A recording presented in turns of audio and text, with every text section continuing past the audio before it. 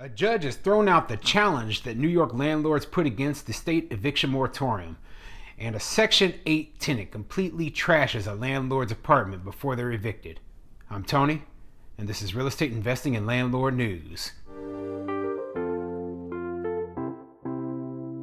Alright, so I have two interesting articles for you today, and one of them is going over what's happening with the New York State eviction moratorium. Now, I've gone over this so many times. I've done several videos about this, and landlords have challenged it, and unfortunately this time it looks like they are not winning their challenge, okay? Now, the second article I have today, it's going over a Section 8 tenant that had to be evicted and exactly what they did to the landlord's property before they left, okay? So this is a perfect example of why you do not rent to Section 8 tenants, okay?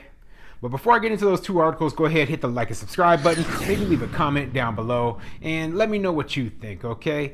Do you think that there's any chance that the New York State eviction moratorium will actually get thrown out?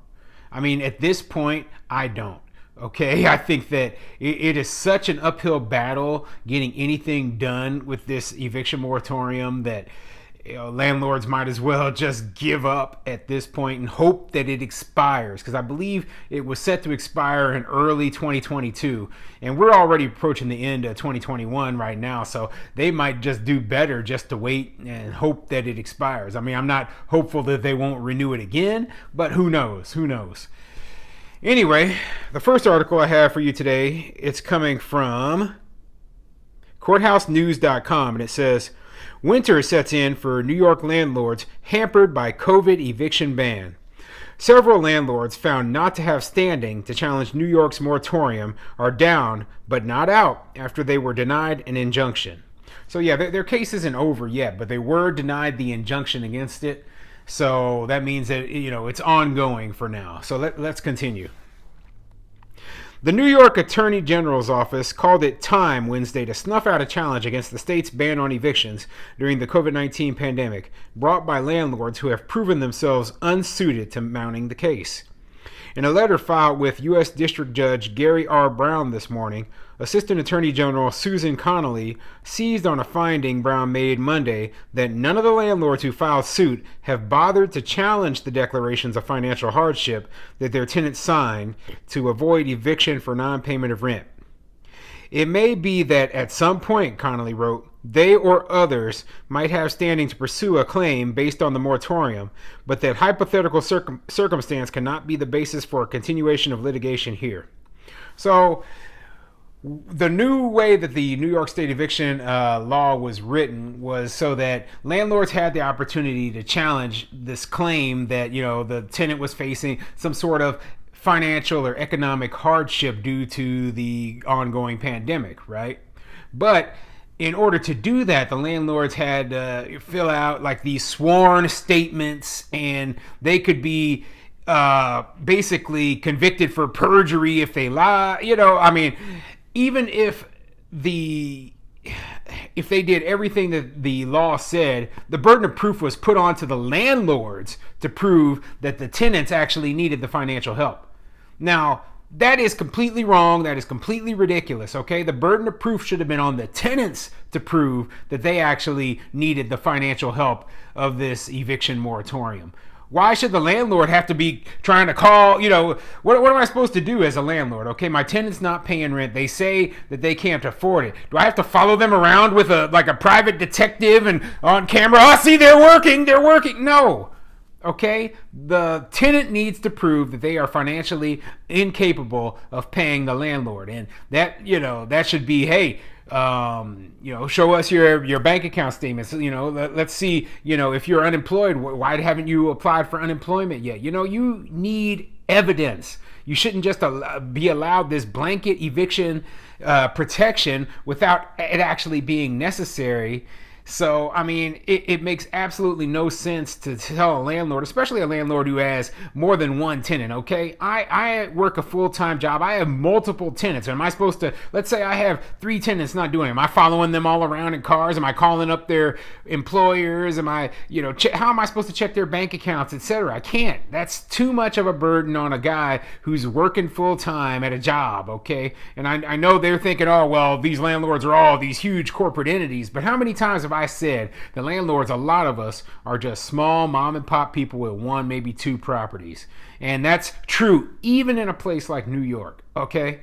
So give me a break with this nonsense. They are, they're asking too much. So yeah, there's a reason why these landlords didn't challenge these tenants, because, if, let's say they were wrong, okay? So then they get sued because they challenged, I mean, you're going to punish the landlord for, challenging the tenant. It's ridiculous. And there's no punishment at all for the tenants if they lie. None. Okay? So what is going on here is we have a system where they basically, the landlords are blamed for everything. The tenants are these innocent victims. And it's actually quite the opposite, where the tenants are using the landlords to basically get something for free, which is their housing. So let's keep going. New York State legislators tweaked the eviction moratorium earlier this year after the Supreme Court came through with an injunction for the landlords led by Pantelis Chrysophis, after the Second Circuit found that the change made the due process issues moot. Judge Brown laid another hammer down with Monday's ruling that the plaintiff landlords lack standing. The landlords argued in their amended complaint that the changes were illusory, since the landlords can't collect their tenants' financial details to challenge their declarations. That's true. Brown agreed that the ban is not ideal, but said their argument is doomed by their failure to challenge the declarations or to pursue other avenues for eviction. Yeah, the landlord said it themselves. They can't challenge their financial status because they can't collect the financial documents. Don't these people realize this? That's why this law, it is illusory, just like they said. Okay? And anyone with half a brain could figure that out. I mean, I'm pissed off that the judge is doing this, but you know what? It's my opinion, there's a lot of activist judges out there who, they make these decisions not because they actually follow the law, follow common sense, but they do it because, we want to help people, and they end up actually hurting people instead of helping, okay? Or they end up helping people who don't deserve to be helped, like people who are cheating, scamming, or stealing money. I mean, why are you trying to help those people? Oh, goodness. Examination of case law applying the amended statute reveals that courts have afforded hearings and made discovery devices available to permit similarly situated landlords to meaningfully challenge hardship declarations, his 27-page order states. Connolly said Wednesday further proceedings should be foreclosed.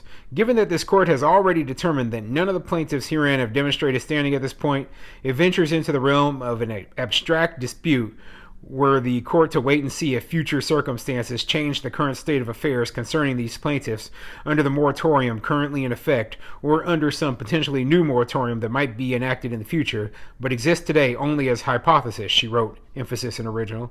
So there's only one solution for these landlords, okay? What they have to do is they have to immediately challenge the tenants, some of their tenants' financial status, okay? And do it without the documents, do it without anything. And then, when they lose, then they will have standing to sue. Okay? So they should immediately okay, we're going to challenge everybody. Now, you said we had a means to challenge them. Let's challenge them right now. We're going to, and they go to court. They challenge these tenants, claiming that they have, a financial need for it. And maybe they'll win some of those cases. Who knows? But if they challenge it, then at least they would have standing for this other court case that could possibly get the entire thing thrown out. Now, if they lose, that kind of proves their point, right? Man, this stuff going on in New York is absolutely ridiculous, right? But I'm going to go over to another topic, another one of my favorite topics, and it's about Section 8 tenants, okay? So, obviously, not all landlords like to rent to Section 8 tenants. I do actually rent to some Section 8 tenants in my buildings, so I'm not 100% opposed to it, but I completely understand why landlords don't. Okay, and this article here, it actually is going over one of these tenants who had to be evicted, who completely trashed this landlord's property, right? And so it's coming from Newsweek.com, and it says, landlord reveals horrific feces smeared apartment left by evicted tenant. Yeah, let's this sounds like a good one. A landlord in Oregon has shared the state of an apartment was left in by an evicted tenant, showing walls and floors smeared with feces. Nunya, who rents out properties in Portland, posted a video to his TikTok account as he went to check on a property. He captioned the clip, "Don't be like this. Should this tenant get her deposit back?" The video starts with him unlocking the door and explaining that there was a putrid smell coming from inside. As the door opens, the source of the odor becomes clear, with feces visible on floors, walls, and even door handles. Oh goodness, man. That is nasty and disgusting. And I'll put pictures of it at the end if I can find them online, and at the end of the video. Narrating the footage, Nunya said, "So this is a tenant of mine that has been evicted, Section 8. This refers to an affordable housing program for very low income individuals and families in Oregon." He went on. "So this is me checking it out to see what that smell was, and it's very obvious what the smell is coming from. You can see all the feces on the floor from the German Shepherd she left in there. That's more on the doorknob. Disgusting." Yeah, I mean, my Section 8 tenants didn't tear up my property, okay? But I have had some tenants who have basically left my properties trashed before. So, I've seen it. I've smelled it. It's nasty. Dog crap. I can't believe people can live like that.